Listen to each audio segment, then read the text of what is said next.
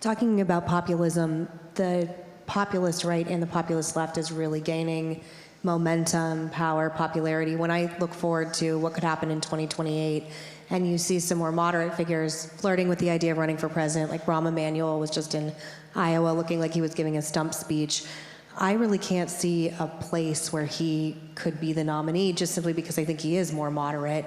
What do you think the future of these pathways hold? Because there is a very popular and powerful silent majority of independents and center-right and center-left people that aren't necessarily on board with this direction that both parties are going in.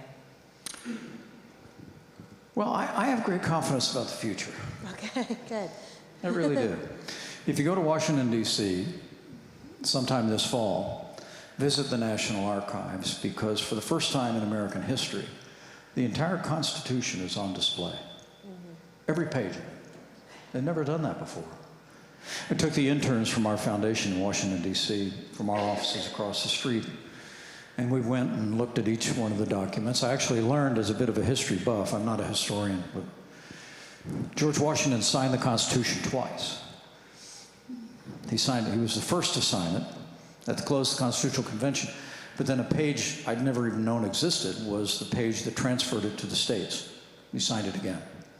So that's your trivia pursuit answer. Thank you. For later. But looking at the Constitution, it's kind of hard to read some of the early passages, except 3 words: we the people. And I really do believe that in these divisive times, the American people are going to make this thing right.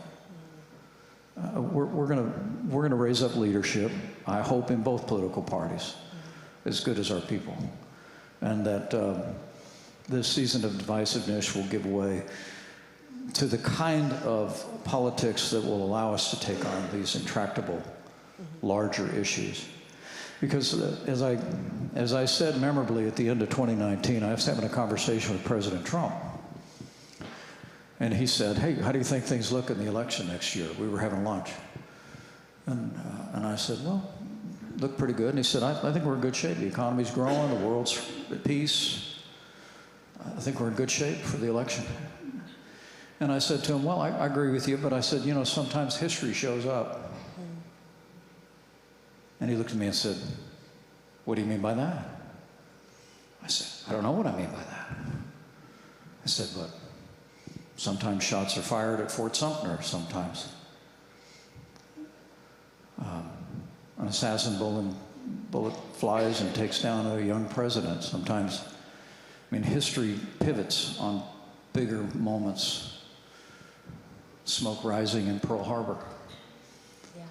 And he just kind of nodded and said, you're right. Neither one of us knowing that there was a virus spreading in China that was only being reported in limited ways in the world, that essentially would dominate much of the next year as we sought to save American lives. And so when I think about the need to achieve what I think this institute hopes to facilitate, and the kind of politics that you and we're both unapologetic conservatives, but we're not in a bad mood about it, right? I mean, make that my Twitter bio. I'm conservative, but I'm not in a bad mood about it. The point is, we need to find a way to work together because history shows up. I don't know if that's going to be in the Straits of Taiwan. I don't know if it's going to be in the Middle East. I don't know if it's going to be in Estonia, Latvia, Lithuania, when a NATO ally is suddenly confronted by an intractable enemy, but we've got to find a way to work together to preserve and promote and protect the greatest nation on earth.